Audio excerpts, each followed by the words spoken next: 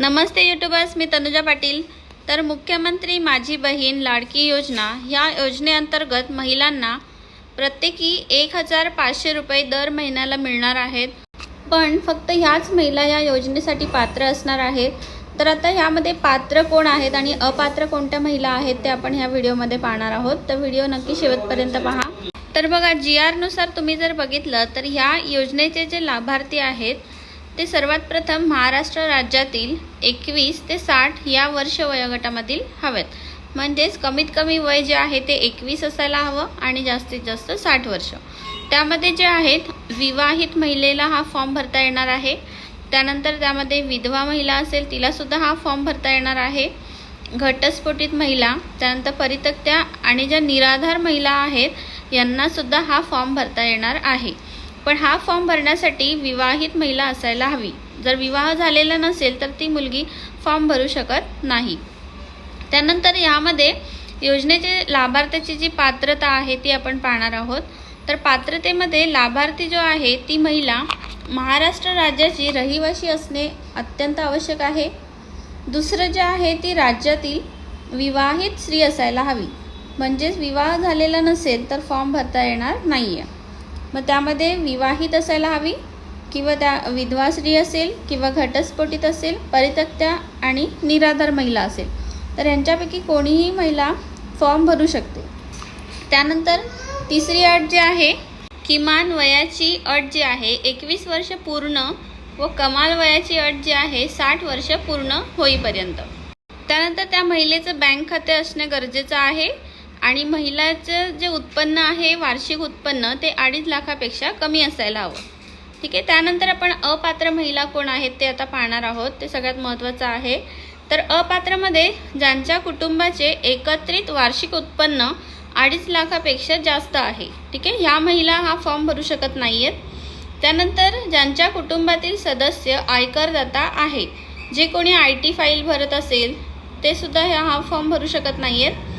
तिसरी जी अट आहे, ज्यांच्या कुटुंबातील सदस्य नियमित कायम कर्मचारी किंवा कंत्राटी कर्मचारी असून सरकारी विभाग, उपक्रम, मंडळ, भारत सरकार किंवा राज्य स्तरावरील स्थानिक संस्थेमध्ये कार्यरत आहेत किंवा सेवानिवृत्तीवर निवृत्तीवेतन घेत आहेत।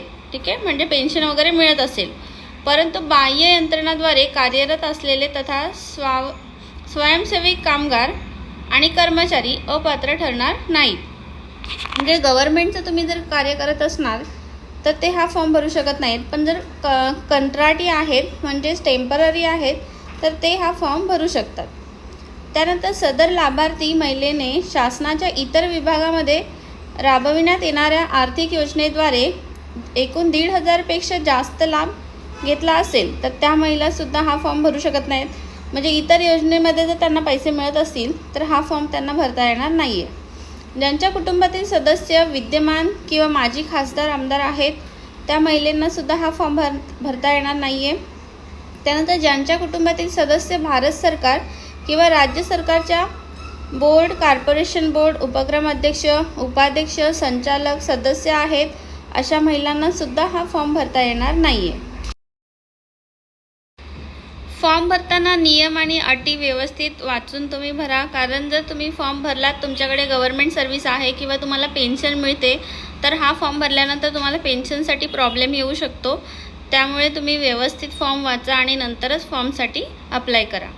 त्यानंतर 7वा पॉईंट जो आहे, ज्यांच्या कुटुंबामध्ये 5 एकरपेक्षा जर जास्त जमीन असेल अशा महिलांनासुद्धा हा फॉर्म भरता येणार नाही आहे। म्हणजेच कमीत कमी जमीन जी आहे ती 5